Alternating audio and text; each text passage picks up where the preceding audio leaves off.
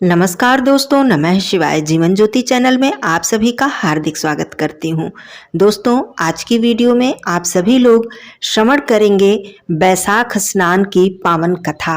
इस कथा को स्वयं महर्षि नारद जी ने राजा अम्बरीश को सुनाई थी। न माधव समो मासो न कृतेन युगम समम न च वेद समम शास्त्रम न तीर्थम गंगाया समम। अर्थात वैशाख मास के समान कोई मास नहीं है, सतयुग के समान कोई युग नहीं है, वेद के समान कोई शास्त्र नहीं है और गंगा जी के समान कोई तीर्थ नहीं है। दोस्तों, शास्त्रों में वैशाख मास को अत्यंत पवित्र और पावन मास बताया गया है। यह मास अत्यंत पुण्य फल को प्रदान करने वाला है।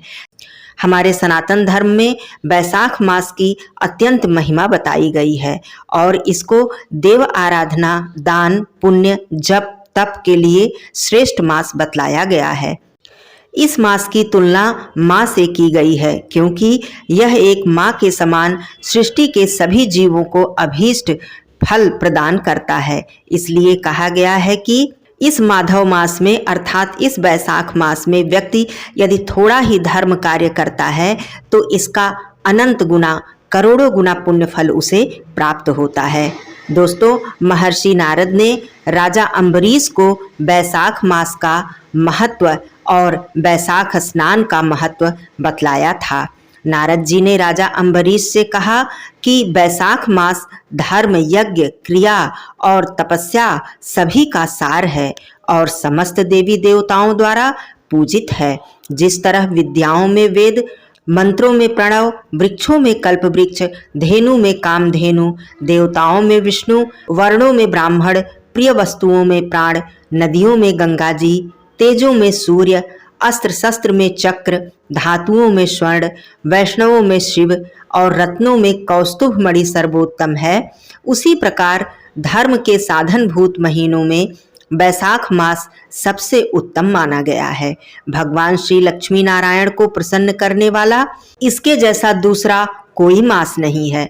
जो व्यक्ति वैशाख मास में सूर्योदय से पूर्व स्नान कर लेता है उसके ऊपर भगवान विष्णु जी की कृपा सदा सर्वदा बनी रहती है। धरती पर पाप तभी ज्यादा बढ़ जाते हैं जब मनुष्य वैशाख मास में प्रातः काल नदी, सरोवर के शुद्ध जल से स्नान नहीं करता। वैशाख मास में सब तीर्थ, देवता आदि जल में निवास करते हैं। भगवान विष्णु की आज्ञा का पालन करते हुए मानव का कल्याण करने के लिए वे सूर्योदय से लेकर 6 दंड के अंदर वहां पर उपस्थित रहते हैं। वैशाख उत्तम मास है और शेष साई भगवान विष्णु जी को अत्यंत ही प्रिय है। जो पुण्य सब दानों से मिलता है, जो फल सब तीर्थों के दर्शन से प्राप्त होता है, उस पुण्य फल की प्राप्ति केवल वैशाख मास में जल दान करने से हो जाती है। वैशाख मास में जल दान को महादान माना गया है। यह दान समस्त दानों से बढ़कर लाभ पहुंचाने वाला दान है। जो मानव वैशाख मास में राहगीरों के लिए प्याऊ लगवाता है तथा पशु पक्षियों के लिए जल की व्यवस्था करता है, वह विष्णु लोक का वासी बनता है। प्याऊ देवताओं, पितरों और ऋषियों मुनियों को अत्यंत ही प्रिय है। जो प्याऊ लगाकर थके हुए यात्रियों की प्यास बुझाता है, उस पर ब्रह्मा, विष्णु और महेश सहित समस्त देवतागण प्रसन्न रहते हैं। वैशाख मास में जल की इच्छा रखने वाले को जल, छाया की इच्छा रखने वाले को छाता और पंखे की इच्छा रखने वाले को पंखे का दान करना चाहिए।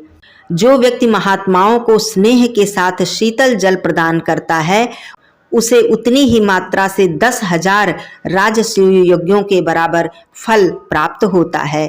धूप और परिश्रम से पीड़ित ब्राह्मण को जो पंखे से हवा करके शीतलता प्रदान करता है, वह पाप रहित होकर भगवान श्री हरि के चरणों में स्थान पाता है।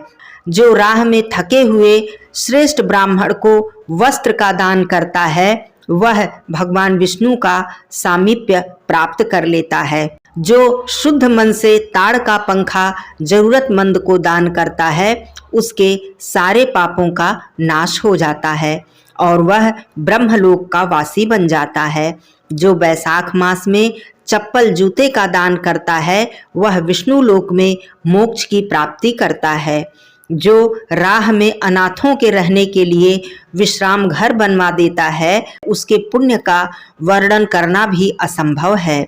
दोपहर में आए हुए ब्राह्मण मेहमान को यदि कोई भोजन करवाए तो उसको अत्यंत पुण्य फल की प्राप्ति होती है। इस माह में फलों का दान करना भी अत्यंत पुण्यदायी माना गया है। स्कंद पुराण में उल्लेख है कि राजा महीरथ ने केवल बैसाख स्नान करके ही बैकुंठ धाम को प्राप्त किया था।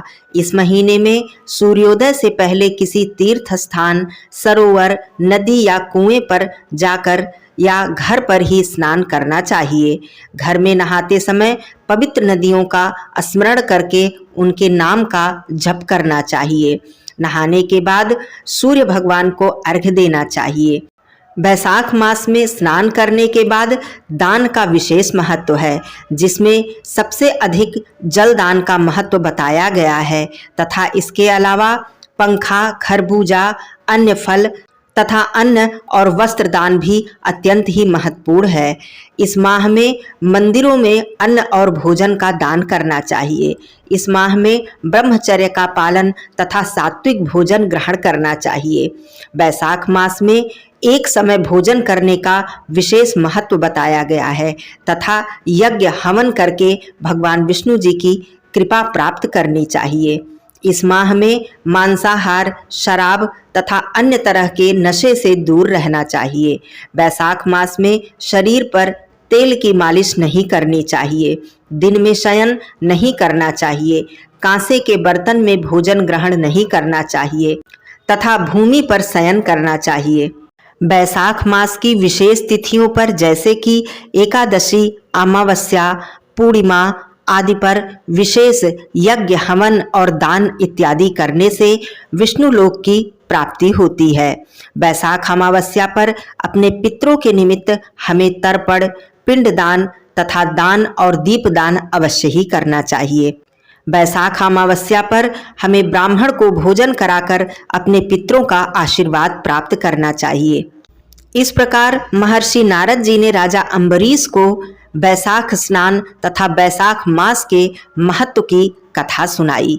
जो भी व्यक्ति बैसाख मास के इन समस्त नियमों का पालन करते हैं या फिर ब्रह्म मुहूर्त में स्नान करके बैसाख मास की कथा का श्रवण करते हैं तो उन्हें अनंत पुण्य फल की प्राप्ति होती है और भगवान विष्णु जी की कृपा उनके ऊपर सदा सर्वदा बनी रहती है। बैसाख मास में अपने मन को भी शुद्ध और सात्विक रखें। झूठ ना बोलें, निंदा ना करें, चुगली ना करें, किसी को अपशब्द ना कहें।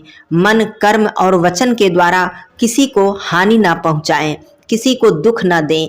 केवल मनुष्य ही नहीं बल्कि पशु पक्षियों की भी सेवा करें। उनके लिए भोजन तथा पानी की व्यवस्था करें और छाया की व्यवस्था करें।